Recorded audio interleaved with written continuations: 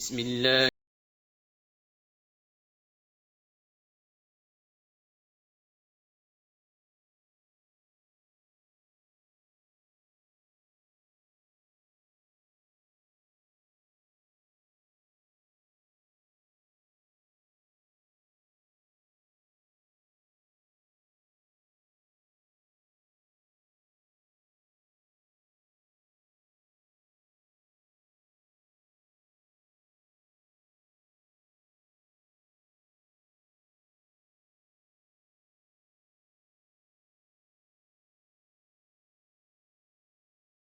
الشیاطین واعوذ بک رب ان یحضرون بسم اللہ الرحمن الرحیم الحمد للہ وسلام علی عبادہ الذین اصطفیٰ ولعنۃ الدائمۃ الباقیۃ علی اعدائہم اجمعین من الان الی قیام یوم الدین اما بعد اوصیکم ونفسی بتقوی اللہ وقال علی بن ابی طالب علیہم الصلاۃ والسلام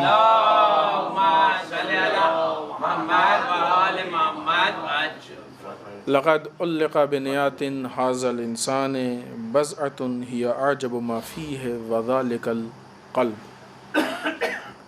عزیزان محترم، اس پہلے خطبے میں سب سے پہلے اپنے نفس اور آپ سب کو تقوی پروردگار کی دعوت دیتے ہوئے اس لیے کہ تقوی الہی اس راستے، اس نظام، سسٹم اور اس لباس کا نام ہے کہ جو انسان کو کامیابی، فلاح، بہبود اور حقیقتوں تک پہنچاتا ہے۔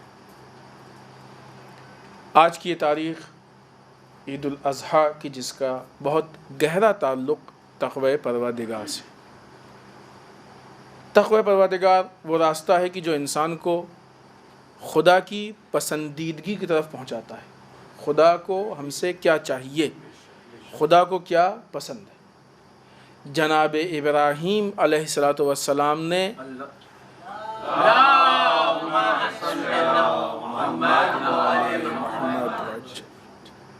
اپنی قربانی کو اس کمال پہ پیش کیا کہ اگر خدا کو ہمارا بیٹا پسند ہے تو ہم راہ خدا میں اپنے بیٹے کو بھی قربان کر دیں گے۔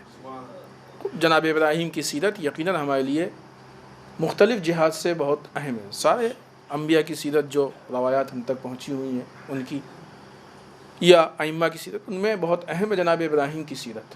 جناب ابراہیم پہ گفتگو ہوئی بھی ہے بعض موقعوں پہ یہاں اور دوسرے جگہوں پہ کہ جناب ابراہیم کی سیرت ہمارے لیے بہت اہم ہے۔ ان میں سے بہت اہم پوائنٹ یہ ہے، جیسا کہ دن میں کہا، بکرے کا کٹنا صرف یہ ایک نشانی ہے اور اس قربانی کو یاد رکھنے کا بہانہ ہے۔ در واقع اس بکرے کے ذریعے سے احیاء سیرت ابراہیم ہے۔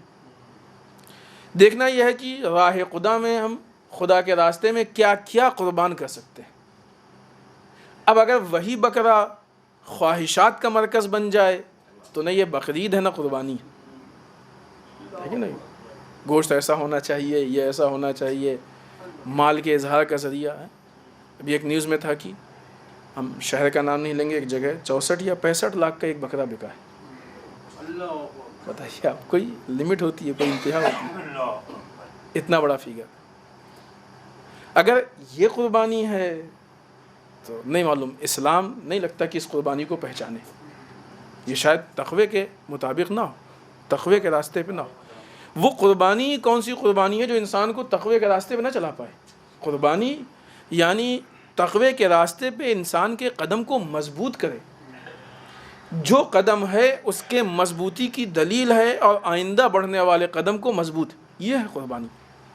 لہٰذا آج کے اس دن کا بہت اہم اور بہت گہرا تعلق تقوی پروردگار سے ہے، اور ہماری کوشش ہونی چاہیے کہ اپنی خواہشات کے ذریعے، اپنے غذا کے ذریعے، اپنے کھانے کے ذریعے، اپنے دسترخوان کے ذریعے، لوگوں سے ملاقات کے ذریعے، یا دوسری جو چیزیں ہیں، ان ساری چیزوں کے ذریعے سے کہیں ایسا نہ ہو کہ ہمارے تقوی پہ کوئی چوٹ پہنچ جائے۔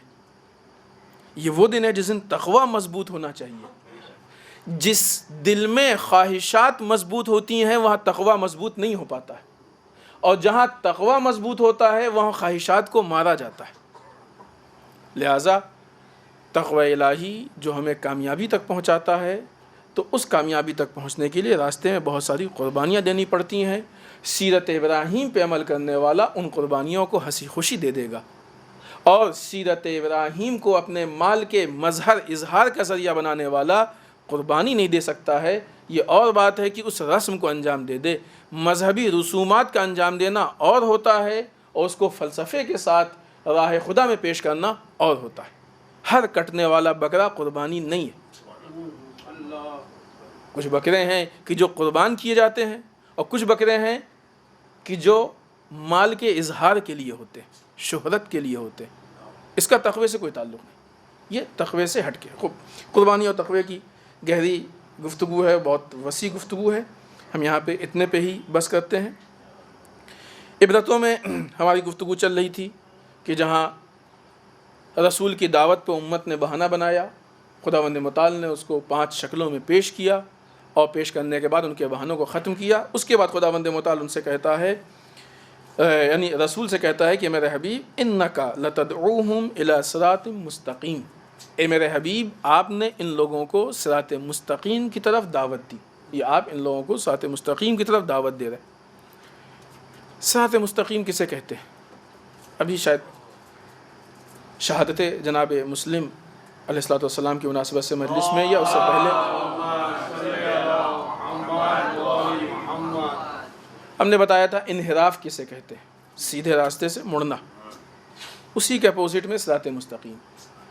مڑنا کے مطلب یہ نہیں ہے، ہم نے مثال لی تھی کہ آپ یہاں سے نکلیں گے اپنے گھر جانے کے لیے تو کئی جگہ پہ مڑیں گے، لیکن اس کے باوجود گھر پہنچ کے ہی کہیں گے کہ ہم زیب پہلے سے سیدھے گھر آ رہے ہیں۔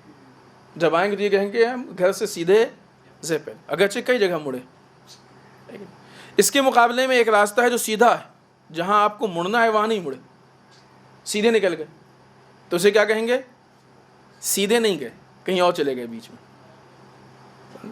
تو صراط مستقیم کا مطلب ایسا نہیں کہ ایک اسٹیٹ کوئی روڈ ہے اور انسان اس پہ چلے، نہیں، صراط مستقیم مقصد تک پہنچنے والا سب سے چھوٹا اور بہترین راستہ، اسے کہتے ہیں صراط مستقیم۔ کیوں؟ اگر آپ 2 پوائنٹ کو فرض کیجئے تو ان 2 پوائنٹ کو سب سے کم فاصلے سے جو لائن طے کرے گی وہ سیدھی لائن ہوگی، وہ سیدھی لائن ہوگی۔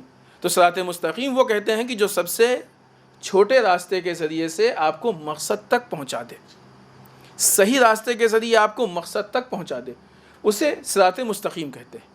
مقصد ہے رضائے پروردگار، مقصد ہے قربت پروردگار، اب وہاں تک پہنچنے کے لیے جتنے راستے ہیں سب صراط مستقیم۔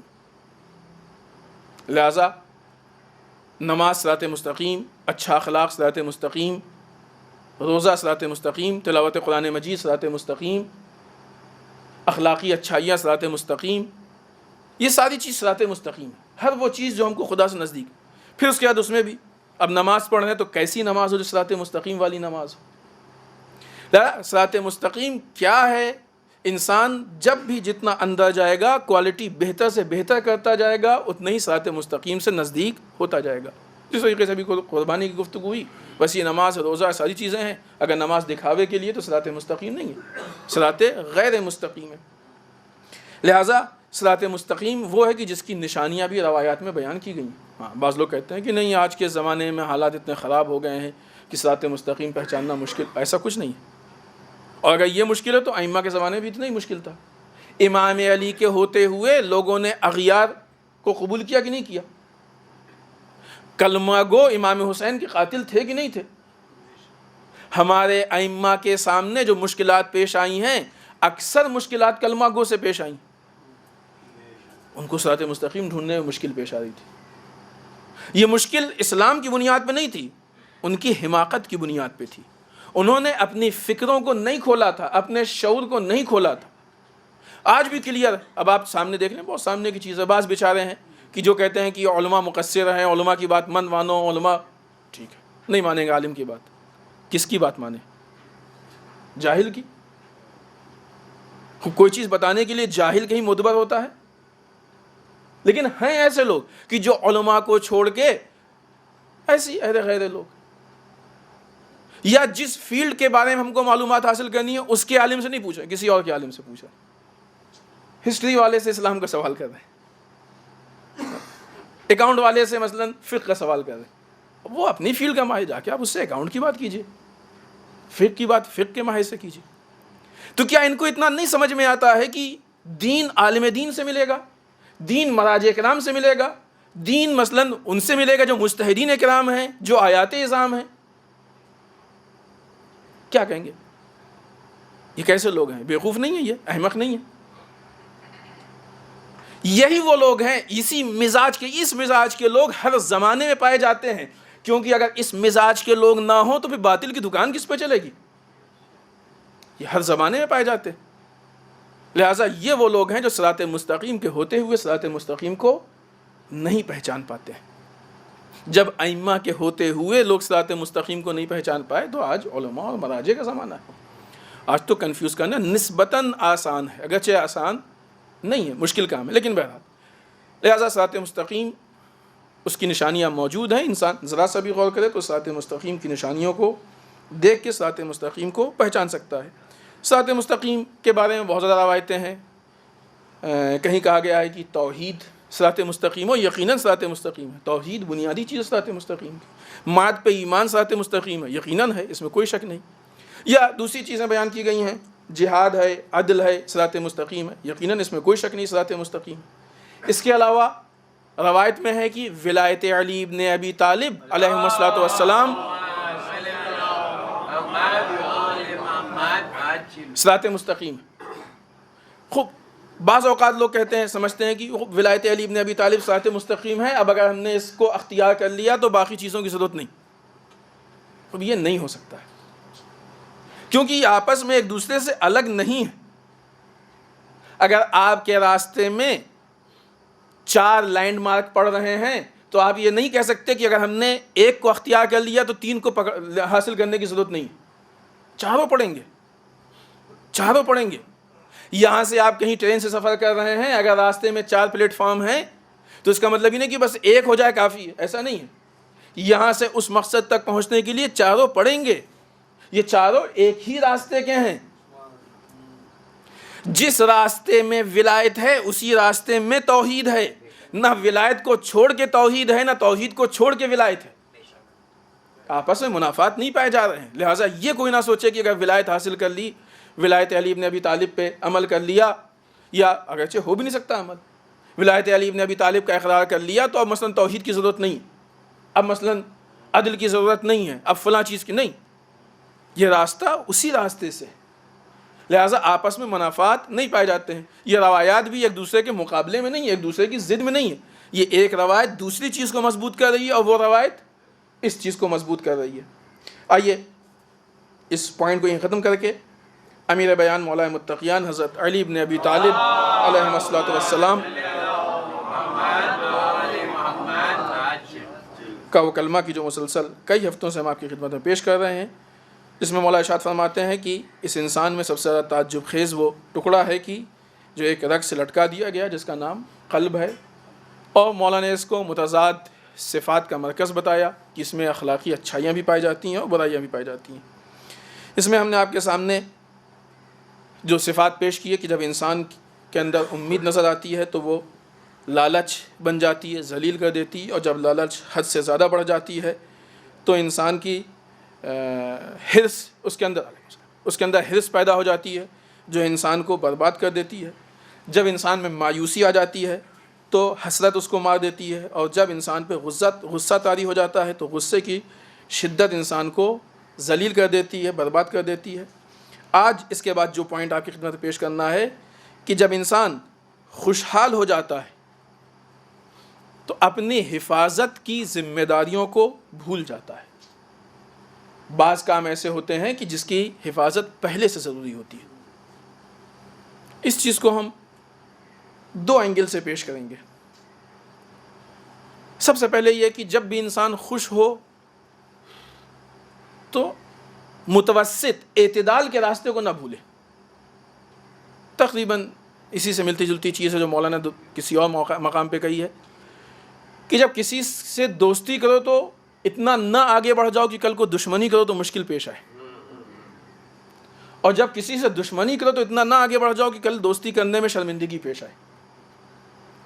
یعنی اعتدال کے راستے سے جو مڈل راستہ ہے، جو ایک متوسط راستہ ہے، اس کو نہ چھوڑنے پائے انسان۔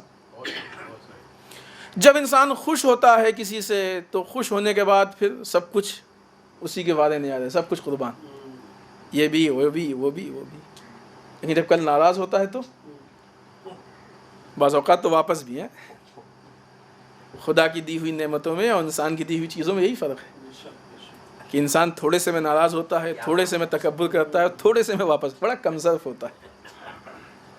اور خدا اپنے دشمن کو بھی دیتا رہتا ہے کہ شاید اب سدھر جائے، شاید اب ہدایت پا جائے۔ بہرحال انسان ہے اور یقیناً خدا ہے۔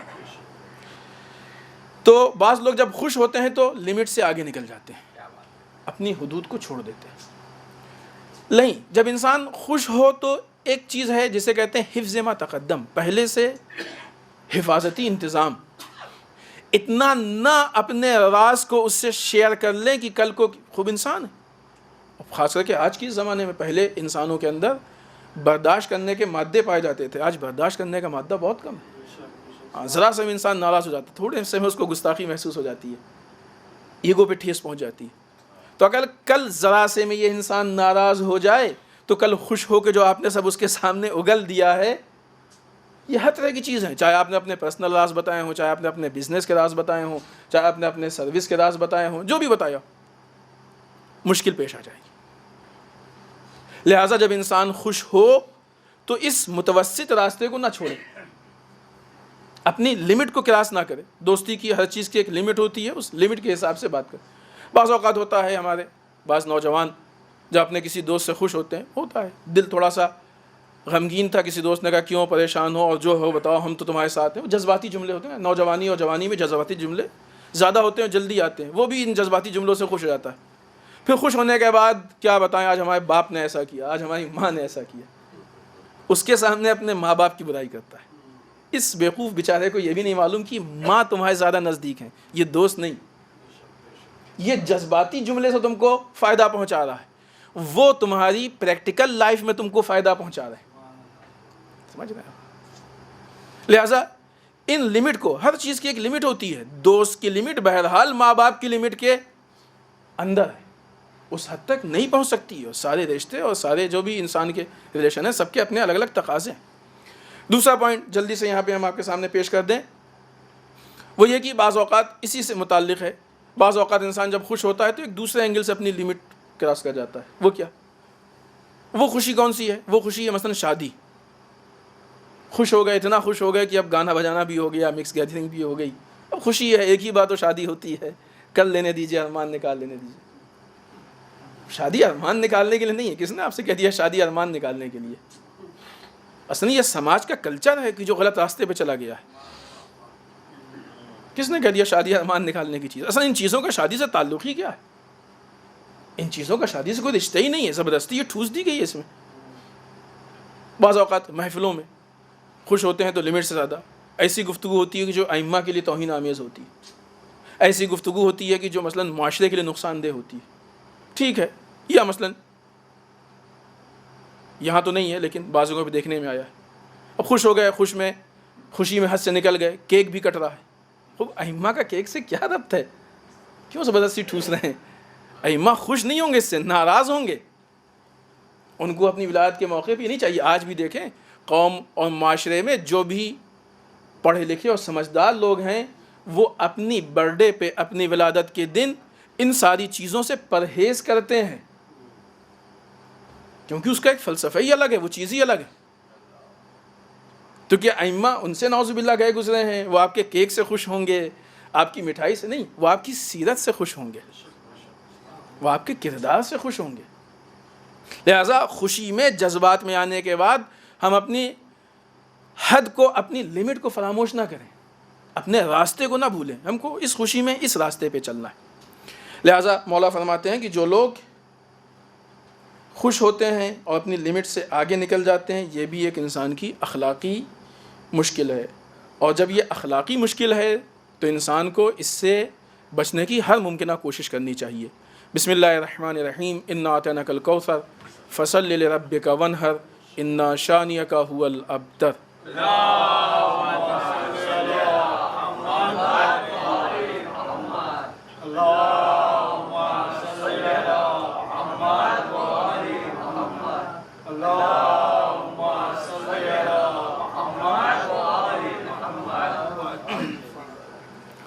رب اعوذ بک من همزات الشیاطین واعوذ بک رب ان یحضرون. بسم اللہ الرحمن الرحیم. الحمد للہ الذی لا یبلغ مدحتہ القائلون ولا یحصی نعماءہ العدون ولا یودی حقہ المجتہدون. اللہم صلی وسلم علی صاحب الدعوۃ النبویہ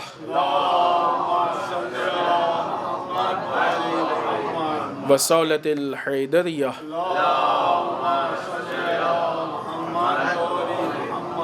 والعصمۃ فاطمیہ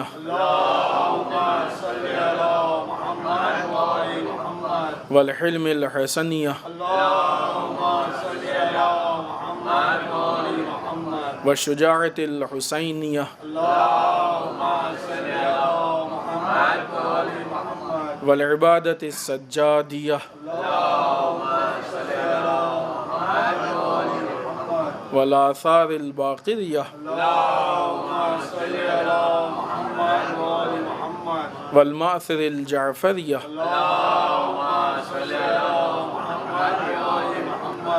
والعلوم الکاظمیہ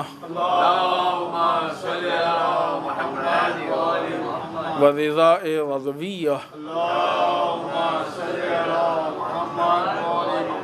والجود التقویہ والنقاوة النقویہ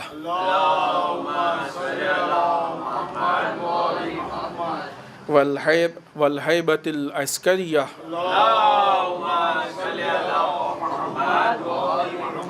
والغیبۃ الہیہ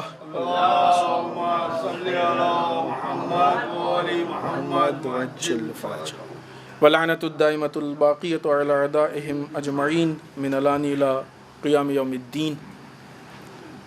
اما بعد، اس دوسرے خطبے میں ایک بار پھر اپنے نفس اور آپ سب کو تقوی پروردگار کی تاکید کرتے ہوئے اس ہفتے کی مناسبات میں سب سے پہلی مناسبت آنے والی 13 یا 14 ذی الحجہ، بعض روایتوں کے حساب سے 13 ذی الحجہ اور بعض کے حساب سے 14 ذی الحجہ، وہ تاریخ ہے کہ جس دن رسول اکرم صلی اللہ علیہ وآلہ وسلم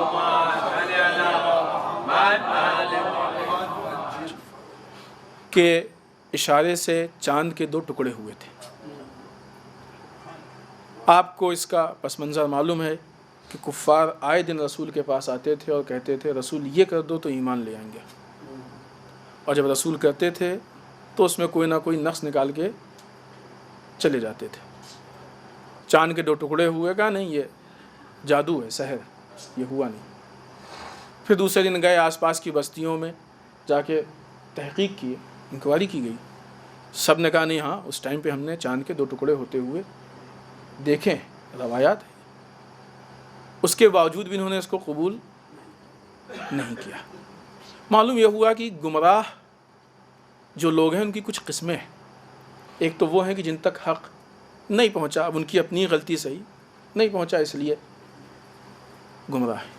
کچھ وہ لوگ ہیں کہ جنہوں نے انکوائری نہیں کی، تحقیق نہیں کی، مسلماً ان کی غلطی ہے کہ آپ نے تحقیق کیوں نہیں کی، اس لیے یہ گمراہ.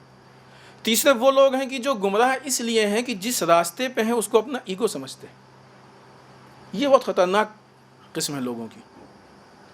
ان کو معلوم ہے کہ صحیح ہے، ان کو صحیح ہونے کا علم ہے، لیکن صرف اس لیے اس کو ایکسیپٹ نہیں کر رہے ہیں کہ لوگ کیا کہیں گے. یہ بہت بڑی بیماری ہے سماج و معاشرے کی.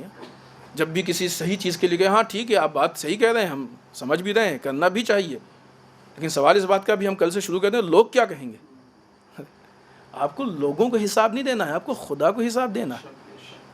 جن لوگوں کے دلوں میں ایگو ہے ان کو جا کے خدا کے اپنے ایگو کا، اپنے تکبر کا حساب نہیں دینا ہے، اپنی ذمہ داریوں کا حساب دینا ہے. یہ بہت چھوٹی سی چیز ہے. انسان یہ سوچتا ہے کہ اگر ہم اپنے روش کو، اپنے طریقے کو، اپنی فکر کو تبدیل کر دیں گے تو ہماری بے عزتی ہو جائے گی. یہ کیسے جناب حر کو کہہ سکتا ہے کہ انہوں نے بہت اچھا کام کیا؟ تو اس انسان کو جناب حر کی تعریف نہیں کرنی چاہیے. جناب حر نے کیا کیا؟ ایک لمحے میں اپنے راستے کو چینج کیا. ہم دعا کرتے ہیں کہ ہم کو حر کا مقدر مل جائے، لیکن وہ جذبات نہیں ہے ہمارے یہاں، وہ صلاحیت نہیں ہے ہمارے یہاں کی جس کے اندر خداوند متعال حر کا مقدر ڈال سکے. ایک لمحے میں جناب حر نے فیصلہ کیا، اپنے راستے کو تبدیل کر دیا خوب. ہاں لیکن اس کے لیے شجاعت چاہیے. کہیں گے ایسا نہیں ہے کہ نہیں, کہنے والے لوگ ہیں, کہیں گے, طنز کریں گے, سب کچھ اتنی آسانی سے نہیں ہوتا ہے. شیطان ہے, اتنی آسانی سے تھوڑی چھوڑ دے گا آپ کو. جب لوگ اپنے فکر کو چینج کرتے ہیں, اپنے مسلک کو چینج کرتے ہیں, اپنے مذہب کو چینج کرتے ہیں, تو شیطان مختلف عنوان سے آتا ہے. کبھی عہدے کی لالچ دیتا ہے, کبھی مال کی لالچ دیتا ہے, کبھی لوگوں کے سامنے ذلیل ہونے کے لیے ڈراتا ہے, بہت سی چیزیں دیتا ہے. لیکن واقعی شجاعت دینی اس کے ہاں ہے, اور سچا خود کے مقدر کی تمنا کرنے والا وہ ہے کہ جو ان ساری چیزوں کو کنارے رکھ کے صرف یہ دیکھے کہ ہمارا خدا ہم سے کیا چاہتا ہے. بات اس کی نہیں ہے کہ ہماری پارٹی کیا کہتی ہے, ان کی پارٹی کیا کہتی ہے. بات صرف اس کی ہے کہ ہمارا خدا ہم سے کیا چاہتا ہے. ہم کو پارٹی بیس پہ, یہ سیاسی الیکشن نہیں کہ ہم کو پارٹی بیس پہ امتحان جا کے حساب دینا ہے. یہ ہمارے اور خدا کے بیچ کا معاملہ ہے کہ ہم کو اپنے خدا کو جا کے حساب دینا ہے. لہٰذا ان کفار سے ہم عبرت لیں. دوسری مناسبت آنے والی 14 ذی الحجہ ہے کہ جس میں حضرت زہرا سلام اللہ علیہا کو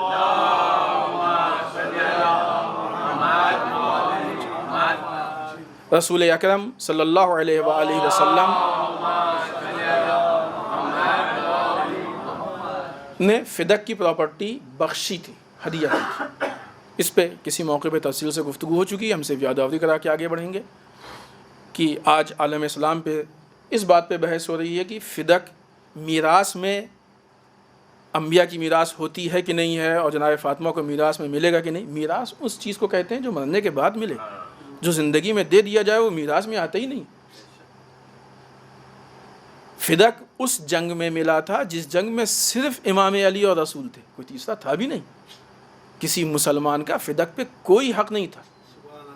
علی وہ کی جو صدیقہ کے شوہر, رسول وہ کی جو صدیقہ کے باپ نے اپنے حصے کی پراپرٹی صدیقہ کو ہبہ کر دی, ختم. فدق جناب فاطمہ کی ملکیت تھی جب رسول زندہ تھے اس وقت بھی. اب پھر اس کے بعد عالم اسلام میں اس جھگڑے کو دیکھیں تو کوئی جھگڑے نہیں بچتا ہے. لیکن ہاں پھر بہت سے چہروں سے نقاب اترا جائے گا اور بہت ساری حقیقتیں کھل کے سامنے آ جائیں گی. آنے والی 15 ذی الحجہ وہ تاریخ ہے کہ جس دن امام علی نقی علیہ الصلوۃ والسلام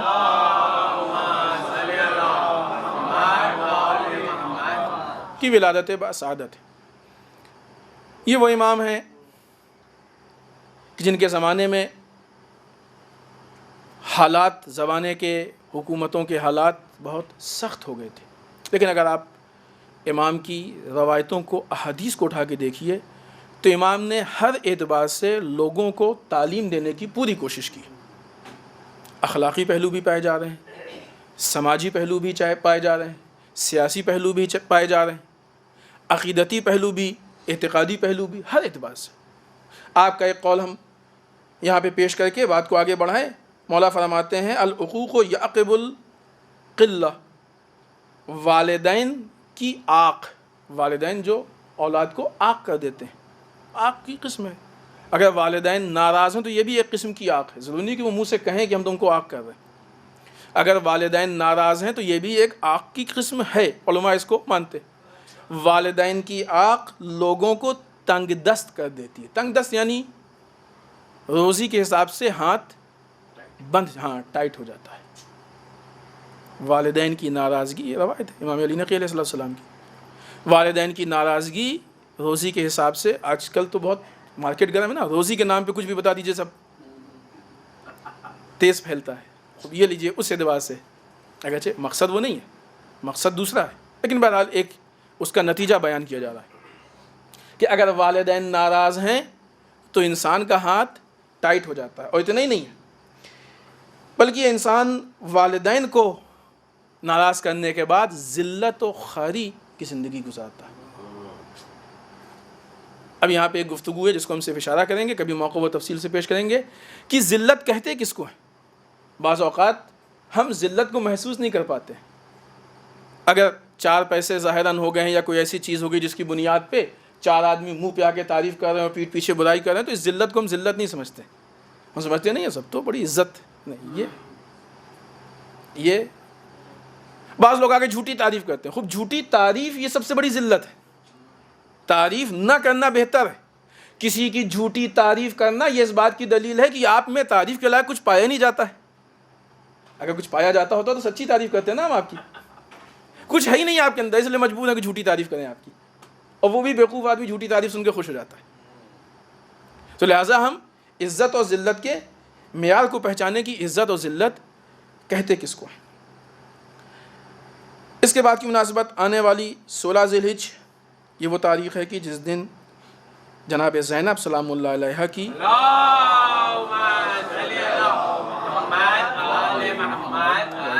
وفات ہوئی ہے. جناب زینب کی شخصیت یقیناً محتاج تعارف نہیں ہے، لیکن ہم نے بھی تعارف کا اور معرفت کا حق ادا نہیں کیا.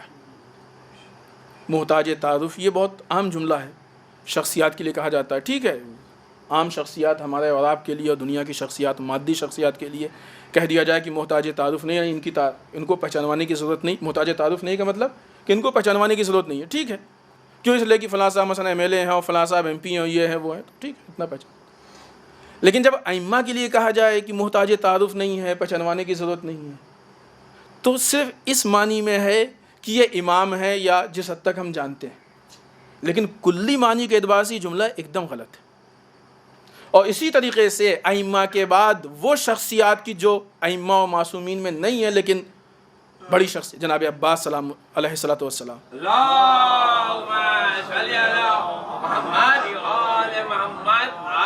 اور خود اسی طرح حضرت ثانیہ زہرا سلام اللہ علیہ.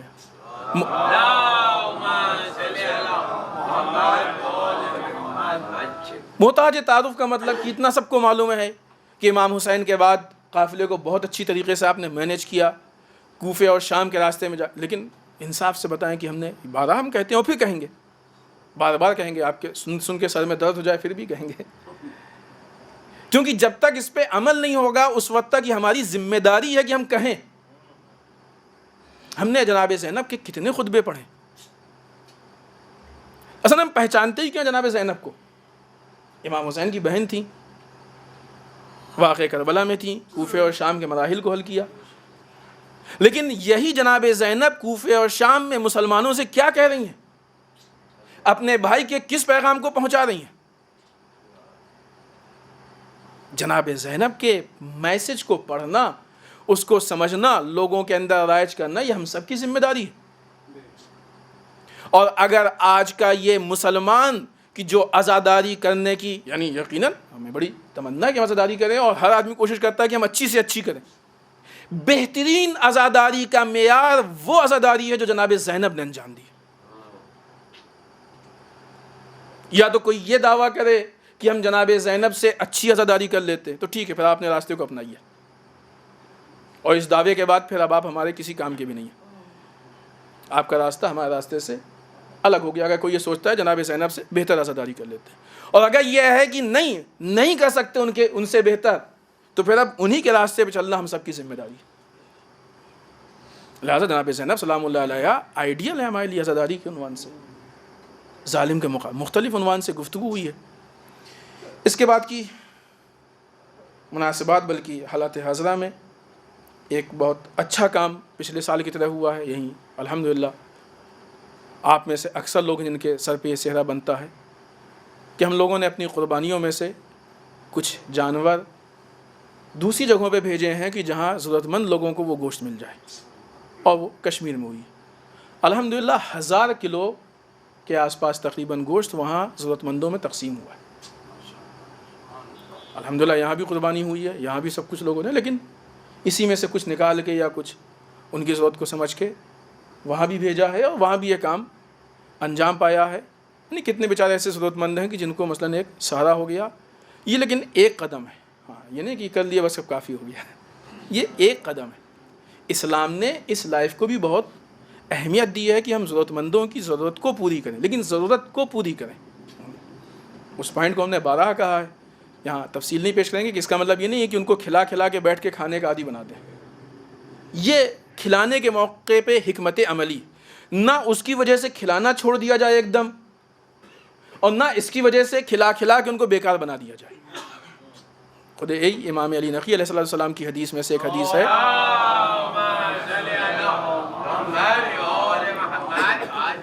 جو نہ دینا نہیں جانتا ہو وہ دینا نہیں جانتا ہے.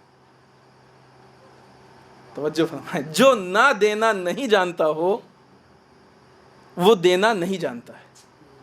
یعنی ہمیں یہ جاننا چاہیے کہ کسے نہیں دینا ہے اور یہ جاننا چاہیے کہ کسے دینا ہے. بہرحال اس پہ تفصیل میں نہیں جائیں گے. اس کے بعد مناسبات میں ایک مرتبہ پھر ہم تھوڑی سی گفتگو کریں گے کیونکہ زیادہ وقت نہیں رہ گیا ہے, سعودیہ کے حادثے پہ. 9 سال میں وہ حادثہ ہے کہ جس میں سب سے زیادہ لوگ رحمت خدا کو پیوست ہوئے. ہم آپ سب کی خدمت میں, تمام عالم اسلام کی خدمت میں اس حادثے کی تسلیت پیش کرتے ہیں. یہ چھوٹا موٹا حادثہ نہیں ہے. ایک جان بوجھ کی یا غلطی سے, لیکن ایک غلطی کی بنیاد پہ اتنے مسلمانوں کی جان کا ضائع ہو جانا یہ بہت بڑی چیز ہے. اس سے پہلے بھی کئی حادثے ہوئے ہیں کہ جن حادثات کی بنیاد پہ کافی مسلمانوں کی جانیں گئی ہیں, اور بہت سارے مسائل ہیں, ہم تاریخ میں نہیں جانا چاہتے. ایک دوسری چیز, یقیناً آپ نے سنا ہوگا کہ یمن میں کل تھی عید, پنجشنبے کو. یمن کے دارالحکومت صنعاء میں ایک مسجد میں نماز کے دوران بلاسٹ ہوا ہے. 29 لوگ مرے ہیں اور اچھے خاصے زخمی ہیں. عجیب بات ہے. یہ بھی ایک حادثہ ہے کہ جس میں ہمارے اتنے مسلمان بھائی اس دنیا سے رخصت ہوئے. یہاں پہ ایک پوائنٹ ہم آپ کی خدمت میں پیش کرنا چاہتے ہیں. یہ جو یمن میں حادثہ ہوا ہے, یہ جو بلاسٹ ہوا ہے, حادثہ نہیں بلکہ کیا گیا بلاسٹ, اس بلاسٹ کی ذمہ داری داعش نے لی ہے, ISIS نے لی ہے. آپ دیکھیے کہ یمن سے سعودیہ کو بھی مشکل ہے, یمن سے داعش کو بھی مشکل ہے. یعنی یمن کے دونوں کامن دشمن ہیں, یمن کے دونوں مشترکہ دشمن ہیں. تب یہاں پہ کہیں ایسا نہیں لگتا کہ ان دونوں کو کل ملا کے مسلمانوں سے مشکل ہے. ایک وہ قوم ہے کہ جو مسلمانوں کو نماز میں مار رہی ہے, مسجد میں مار رہی ہے. ایک وہ قوم ہے کہ جو مسلمانوں کے مرنے کا انتظام کر رہی ہے, حج کی حالت میں, احرام کی حالت میں, بیت اللہ میں, چاہے مرنے کا انتظام کر رہی ہو چاہے مار رہی ہو. نہیں معلوم. جب یہ اس طرح کی, جب کسی کے حادثہ ہوتا ہے تو اس کے ذہن میں ہر طرح کی بات ہوتی ہے کہ حادثہ کیوں ہوا. صرف اتنی سی شرط ہے کہ انسان اس حادثے کو اپنا حادثہ سمجھے, اس کو نزدیک سے دیکھنے کی کوشش کرے. ISIS نے بہت دن سے اس بات کا دعویٰ کیا تھا کہ ہم اب کسی حج کے موقع پہ مسلمانوں پہ حملہ کریں گے. یہ ایک پوائنٹ. ISIS اور سعودیہ کے جو آپسی تعلقات ہیں یہ کسی سے چھپے ہوئے نہیں ہیں. 2 پوائنٹ. اس کے بعد ایسی غلطیاں کہ جو کہ نہیں ہو سکتی ہیں, نہیں ہونا چاہیے, یہ غلطیاں ہو رہی ہیں اور مسلمان سعودیہ میں مر رہا ہے. نتیجہ اب آپ کے ہاتھ میں. کس کے پیچھے کون سے تار ہو سکتے ہیں, کس بنیاد پہ ہو سکتی ہے. اس لیے کہ یہ غلطیاں ایسے نہیں ہوتی, اس پہ تحقیق کی ضرورت ہے. یہ غلطی ہوئی نہیں ہے, یہ کی جانے والی غلطی ہے. لہٰذا اگر ان ساری چیزوں کو جوڑیں تو نتائج, بہت سارے نتائج ہمارے نگاہوں کے سامنے آتے ہیں. مسلمانوں کے اس قتل عام میں جو آج پوری دنیا میں ہو رہا ہے, سب سے زیادہ جو ہاتھ ہے وہ خود مسلمانوں کا ہے. نہیں مسلمانوں کا نہیں, غلط. وہ لوگ جو اپنے کو مسلمان کہتے ہیں, داعش بھی مسلمان کہتے ہی ہیں. خوب کچھ ایسے ہیں جو تھوڑا سا کھل کے سامنے آ گئے, کچھ ایسے ہیں کہ جو تھوڑا سا بھی اپنے آپ کو سفیدی میں چھپا کے رکھے.